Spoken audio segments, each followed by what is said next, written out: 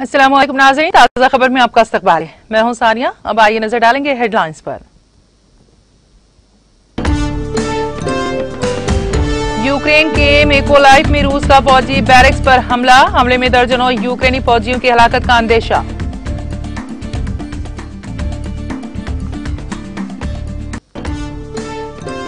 Mariupol का मुहासिरा सदियों तक याद रखा जाएगा, यूक्रेन के सदर व्लादिमीर ज़ेलेंस्की का बयान।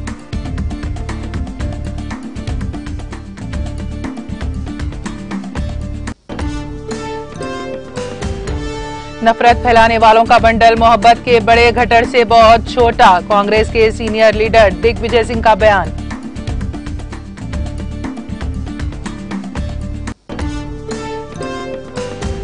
हुकूमत अंबेडकर का मुजस्समा तलाश करके नस्ब करें, मध्य प्रदेश के साबिक वज़ीर आला कमलनाथ का हुकूमत से मुतालिबा।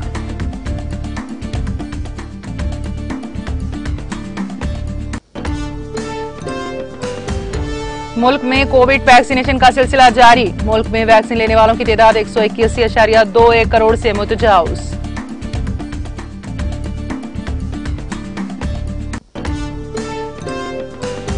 तेलंगाना के वजीर आईटी केटीआर की क़यादत में एक वफ्द पहुंचा अमेरिका के लॉस एंजलिस में रियासती वजीर केटीआर का किया गया शानदार इस्तकबाल।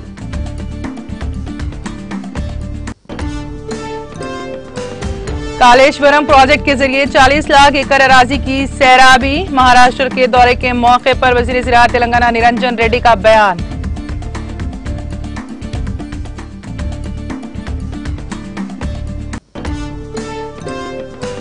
और बोधन में शिवाजी के मुजस्समे को नस्ब करने पर दो तबकात के दरमियान कशीदगी, दोनों तबकात के दरमियान पथराव, पुलिस ने हालात पर पा लिया काबू।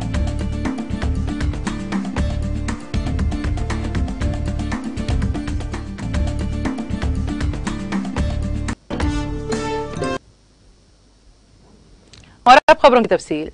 यूक्रेन के शहर मिकोलाइव में फौजी बैरक्स पर रूस के ताजा हमले में दर्जनों यूक्रेनी फौजी हलाक हो गए।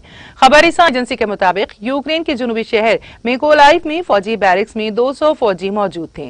रूस की जानिब से सुबह सवेरे होने वाले हमले में कम से कम 100 फौजियों की हलाकत का खदशा है। दूसरी जानिब रूस के फौजी हुकाम ने कहा है कि यूक्रेन के खिलाफ जंग में पहली बार हाइपरसोनिक मिसाइल से हमला किया गया, जिससे एक असलाहा डिपो तबाह हो गया है।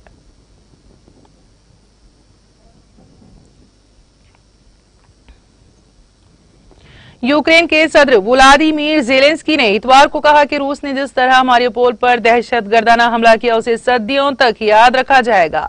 सीएनएन ने यूक्रेन के सदर के हवाले से कहा कि मारियोपोल जंगी जुर्म की मिसाल के तौर पर तारीख में याद किया जाएगा।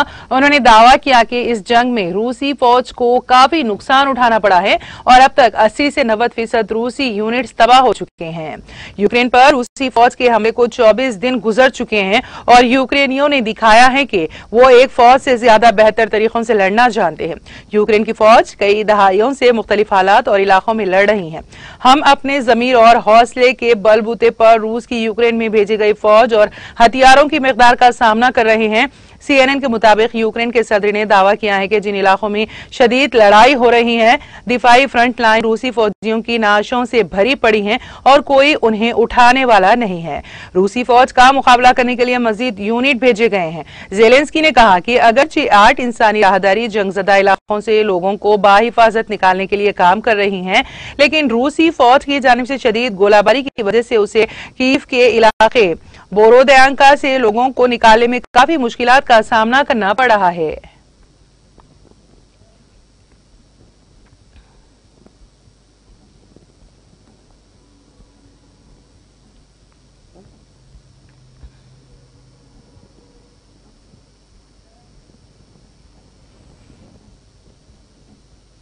बरतानवी वजीर आजम बोरिस जॉनसन के रूसी हमले का सामना करने वाले यूक्रेनियों की लड़ाई को ब्रेग्जिट के हक में बरतानवी अवाम के वोट से मवाजना करने के बयान ने जबरदस्त गम गुस्से को जन्म दिया है।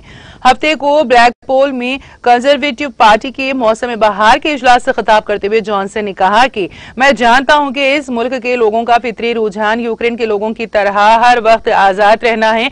मैं अपनी बात को बुनियाद बनाने के लिए आपको कुछ हालिया मिसालें भी दे सकता हूं।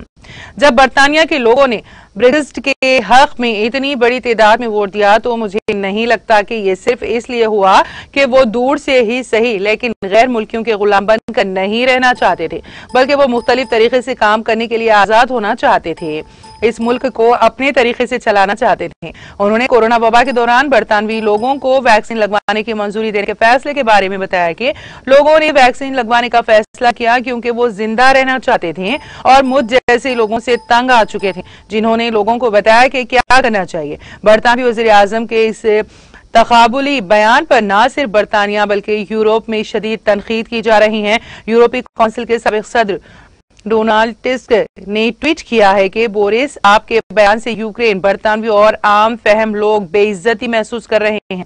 बीबीसी ने इनके कंजर्वेटिव हम मनसब लॉर्ड बावेल के हवाले से कहा है कि रेफरेंडम में वोटिंग किसी भी तरह जंग में जान को लाहक खतरे से नहीं की जा सकती है।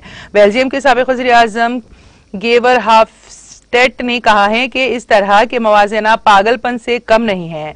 लिबरल डेमोक्रेटिक रहनुमा सराइड कोल्ड ने कहा है कि वज़ीर आज़म ने पूरे मुल्क को शर्मिंदा किया है। रेफरेंडम में वोटिंग का रूसी हमले का सामना करने वालों में मवाजना करना हर यूक्रेनी की तौहीन है।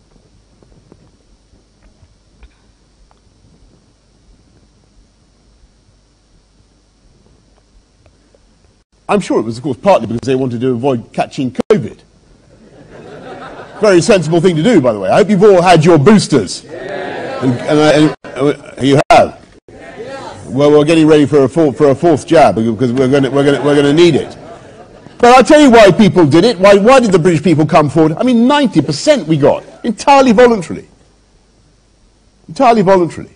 It was because they wanted to get on with their lives. They were fed up with being told what to do by people like me.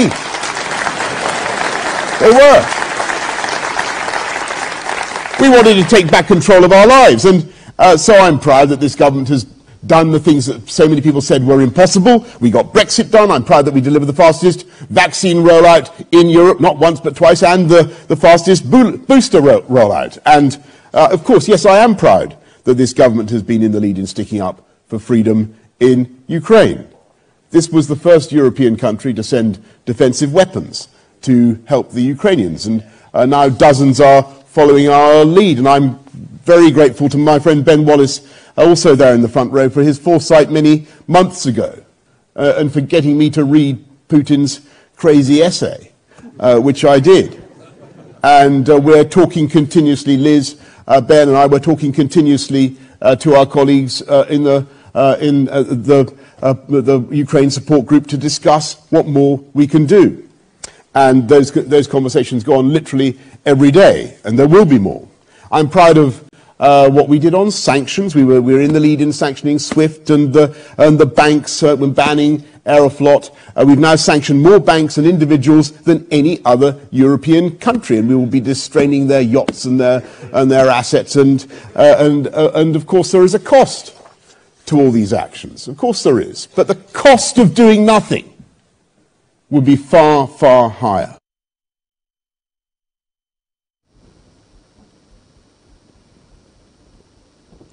तूफान के खतरे की वजह से मुसाफिरों की तादाद कम होने से चेन्नई हवाई अड्डे से इंडोमान जाने वाली 5 परवाजों को मनसूख कर दिया गया है। तूफान के सबब कई मुसाफिरों के जरिए अपनी बुकिंग मनसूख किए जाने के बाद हवाई अड्डे के हुकाम ने इतवार को पोर्ट बलियर किए जाने वाली 5 परवाजों को मनसूख करने का ऐलान किया। हवाई अड्डे के ज़राए ने बताया है कि इंडोमान जुज़ायर से कल एक गर्दाबी तूफान के टकराने का खदशा है, जिसके पेश नजर इंडोमान के तमाम सयाहती मुकामात को मंगल तक बंद कर दिया गया है और सयाहों को मशवरा दिया गया है कि वो जजीरे का सफर मनसूख कर दे।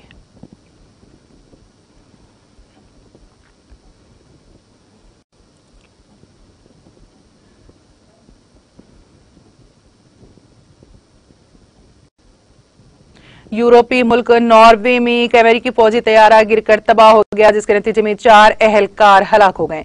इत्तलात के मुताबिक नॉर्वे में गिरने वाला अमेरिकी फौजी तैयारा नेटो फोर्सेस की तरबियती मशकों में शरीक था। जंगी तैयारे पर खातून समेत अमेरिकी फौज के 4 अहलकार सवार थे। रिपोर्ट के मुताबिक अमेरिकी मेरियन कोर का तैयारा V-22B जुमा की शाम को लापता हुआ, जो बाद में नॉरलैंड काउंटी में तबाहशुदा हालत में पाया गया। हुकाम ने तैयारे में सवार 4 अमेरिकी एहलकारों की हलाकत की तस्दीक की है। इन मशकों में नेटो और रुकन ममालिक के 30,000 के करीब फौजी शिरकत कर रहे हैं। मशकों में 200 लड़ाका तैयारे और 50 जंगी जहाज हिस्सा ले रहे हैं, जो 11 अप्रैल तक जारी रहेंगे।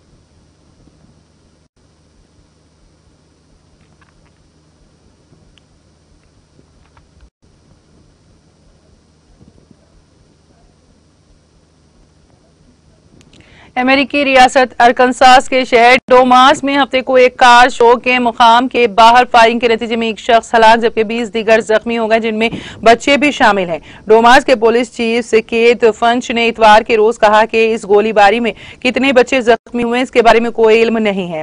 कार शो हर साल मौसम बहार में होने वाला एक कम्युनिटी प्रोग्राम है, जिसमें स्कूलों को जरूरी सामान की फराहमी और बच्चों के लिए वज़ाइफ के लिए रकम इकट्ठा करने के लिए मुनक्कद किया जाता है।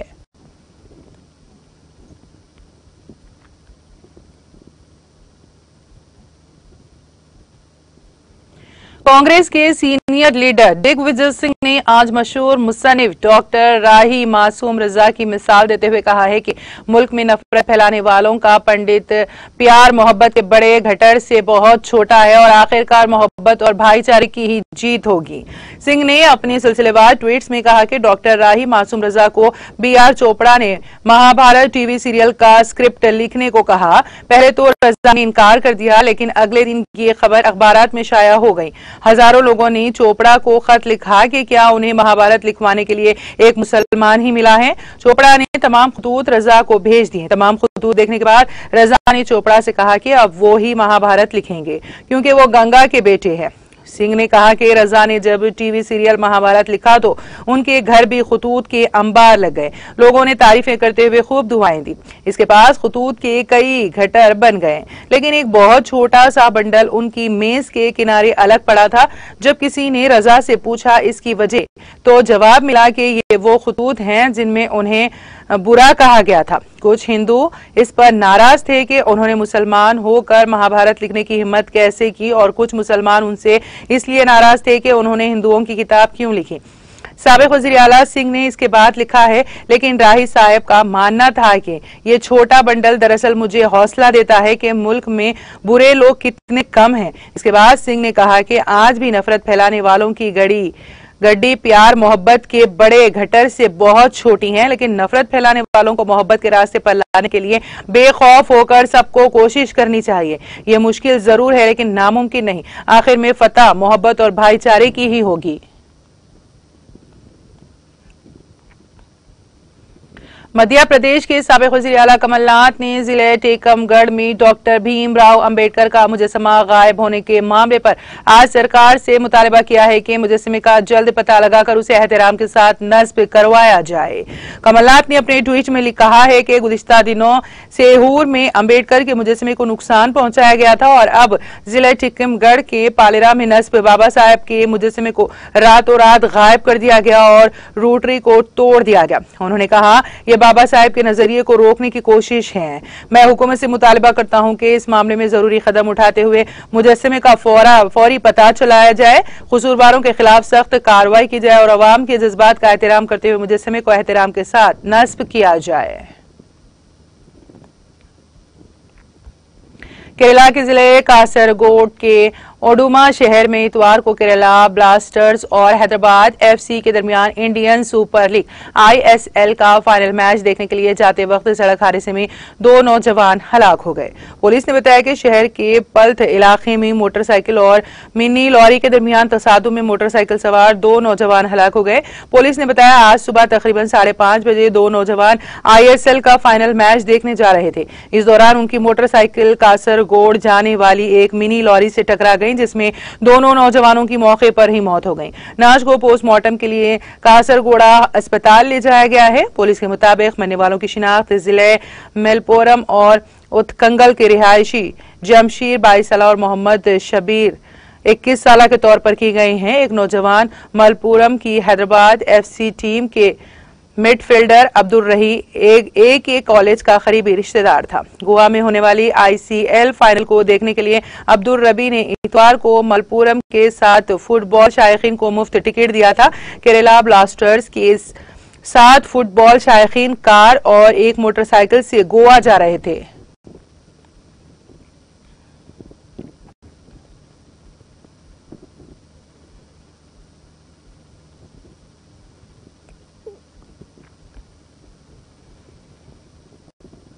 कोविड वैक्सीनेशन मुहिम के तहत मुल्क भर में 181.21 करोड़ से ज्यादा अफराद को कोविड वैक्सीन लगाई जा चुकी है।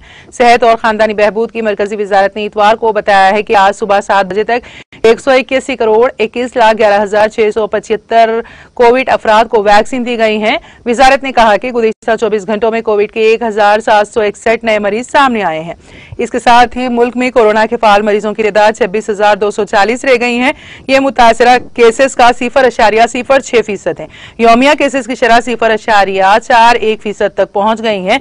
वजारत ने कहा कि इसी मुद्दत में 3,196 शिफायाब होने के साथ ही अब तक कुल 4,24,65,122 मरीज कोविड से सेहतयाब हो चुके हैं और ये शरह 98.74% है। गुज़िश्ता 24 घंटों में मुल्क में 4,31,973 कोविड टेस्ट किए गए हैं। मुल्क में अब तक कुल 78,26,60,658 कोविड टेस्ट किए जा चुके हैं।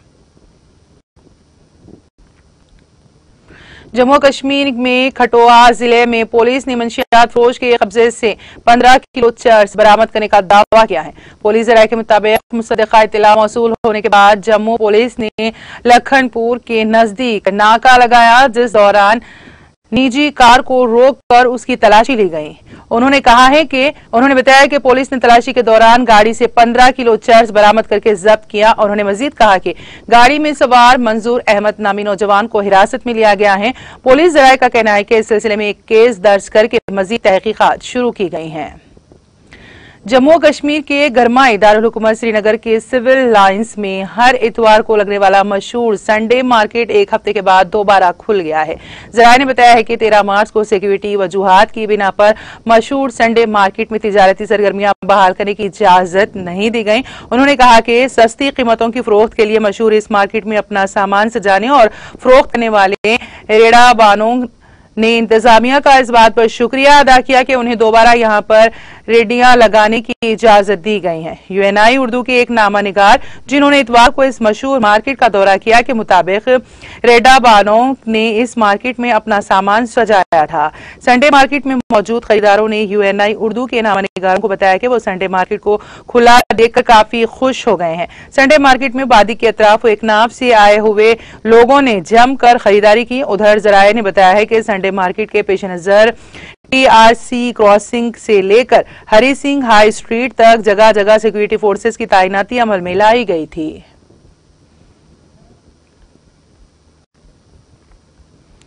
बोधन में 2 तबकात के दरमियान उस वक्त कशीदगी फैल गई जब बोधन चौराहे पर बगैर इजाजत नस्ब किए गए शिवाजी के मुजस्समे को हटाने का मुतालबा किया। तफसीलात के मुताबिक बोधन चौराहे पर रात के 3 बजे बिना किसी को बताए नस्ब किए गए शिवाजी के मुजस्समे को निकाल देने का दूसरे तबके के लोगों ने मुतालबा किया। दरियासना इस मसले पर मामूली बहस और तकरार के बाद माहौल कशीदा हो गया और दोनों तबकात के दरमियान पथराव का सिलसिला शुरू हो गया, जिसके नतीजे में बाज अफराद के जख्मी होने की भी इत्तलात मौसूल हुई हुई हैं। इस वाकये की इत्तला के साथ कमिश्नर पुलिस निजामाबाद नागराज ने भारी पुलिस को मुतैन करते हुए हालात पर काबू पा लिया। बोधन जो अमन और शांति का गेवहारा के नाम से जाना जाता है, लेकिन आज के इस वाकये ने एक दूसरे के खिलाफ खड़ा कर दिया, जिसकी वजह से बोधन की गंगा जमनी तहजीब पर काफी मुज़िर असरात मुरत्तिब होने का इम्कान है।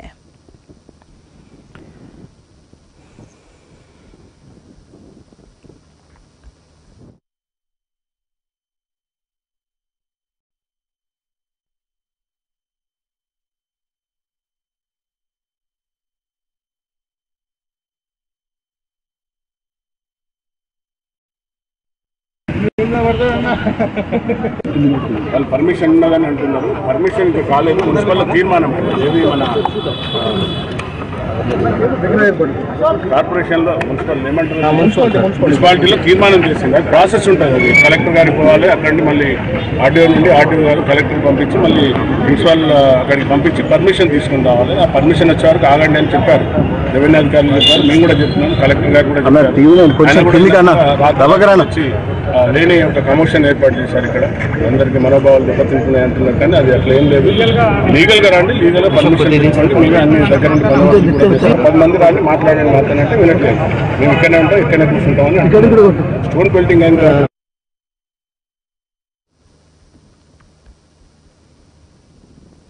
तेलंगाना के बड़े पैमाने पर सरमायाकारी के मौके हासिल करने के निशाने के साथ अमेरिका के दौरे पर पहुंचे वजीर IT व बल्दी नाज़्म व नस्र के तारक रामाराव का लॉस एंजलिस में इस्तकबाल किया गया।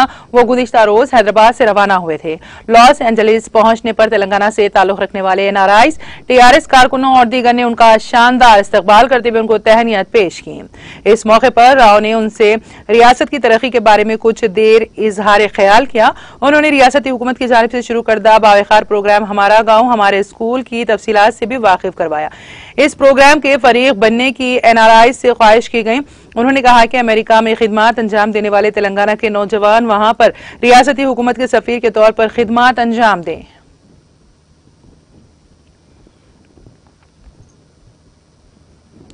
महाराष्ट्र के अपने दौरे के तीसरे दिन वजीर ज़राअत निरंजन रेड्डी ने जलगांव में Jain micro drip irrigation and plastic park, दुनिया की सबसे बड़ी टिश्यू कल्चर लैब और नर्सरियों का मायना किया और जैन कंपनियों के MD अजीत जैन से मुलाकात की। बाद रियासती वजीर ज़राअत संगी रेड्डी, निरंजन रेड्डी और दूसरों ने खेतों का दौरा किया और खिताब किया। मुकामी केले के किसानों से तेलंगाना के वफ्द ने मुलाकात की। इस मौके पर उन्होंने कहा कि पानी के लिए तेलंगाना तहरीक शुरू हुई, हमने 14 साल की तहरीक के बाद रियासत तेलंगाना हासिल की है।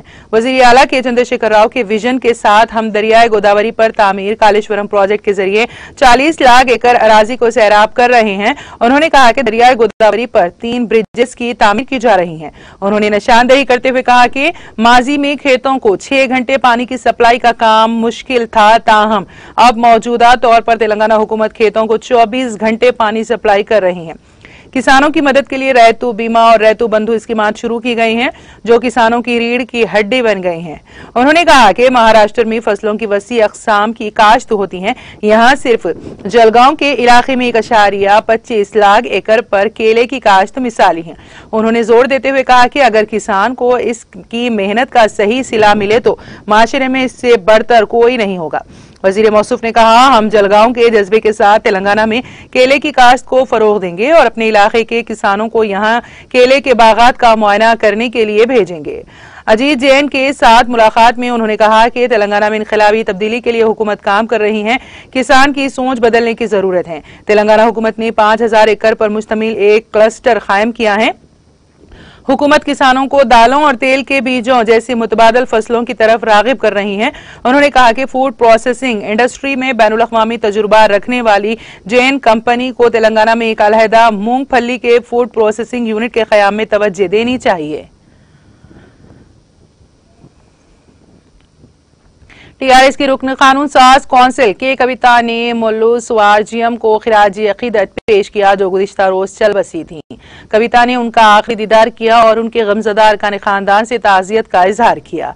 हैदराबाद के MB हॉल में उनकी नाश को आखिरी दीदार के लिए रखा गया।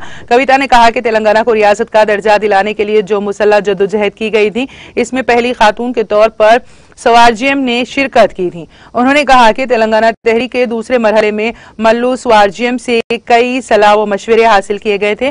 स्वारजीएम की गुज़िश्ता रोज मुख्तलिफ आज़ा की नाकामी की वजह से मौत हो गई थी। उनकी उम्र 91 बरस थी।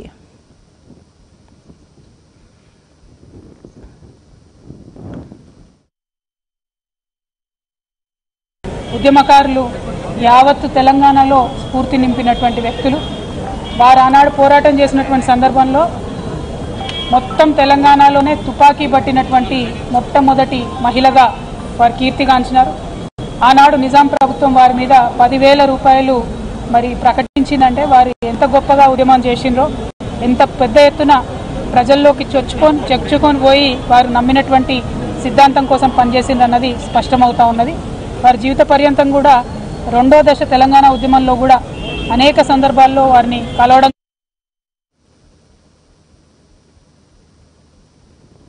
आंध्र प्रदेश के विशाखापट्टनम जिले में एक खातून ने ऐसे बच्चे को जन्म दिया जिसके 2 कान नहीं है। विशाखापट्टनम जिले के वीणाबंगी गांव से ताल्लुक रखने वाली नागामणि नामी खातून ने उस बच्चे को जन्म दिया। नागामणि को इस माह की 18 तारीख को जिला अस्पताल से मैटरनिटी वार्ड में दाखिल कराया गया था। उसने उसी रात को ये बच्चा जन्म दिया। वालिदैन सुबह बगैर कानों के पैदा होने वाले बच्चे को देखकर रो पड़े। ये बच्चा उनका दूसरा बच्चा है। डॉक्टरों ने बताया कि बच्चा फिलहाल सेहतमंद है। उसे बेहतर इलाज के लिए विशाखापट्टनम के GH मुंतकिल किया गया। अस्पताल के सुपरिंटेंडेंट शंकर प्रसाद ने कहा कि इस तरह के बच्चों की पैदाइश बहुत कम होती है।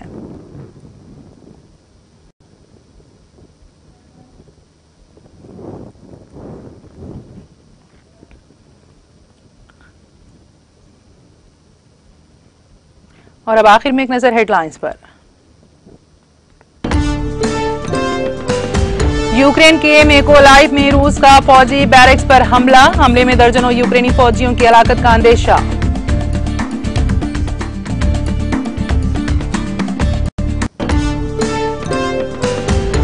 मारियोपोल का मुहासिरा सदियों तक याद रखा जाएगा। यूक्रेन के सदर व्लादिमीर ज़ेलेंस्की का बयान।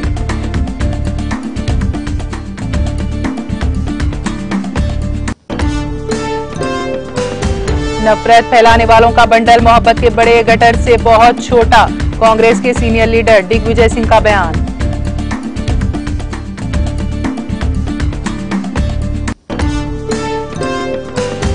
हुकूमत अंबेडकर का मुजस्समा तलाश करके नस्ब करें। मध्य प्रदेश के साबिक़ वज़ीर आला कमलनाथ का हुकूमत से मुतालिबा।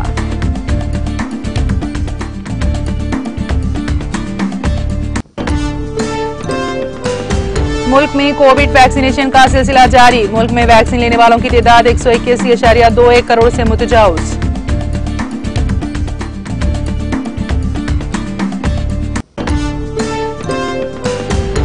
तेलंगाना के वजीर IT KTR की क़यादत में एक वक्त पहुंचा अमेरिका के लॉस एंजलिस में रियासती वजीर KTR का किया गया शानदार इस्तकबाल।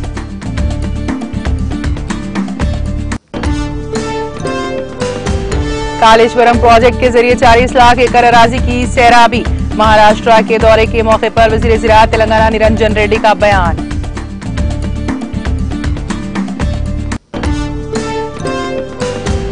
और बोधन में शिवाजी के मुजस्समे को नस्ब करने पर 2 तबकात के दरमियान कशीदगी। दोनों तबकात के दरमियान पथराव। पुलिस ने हालात पर पा लिया काबू।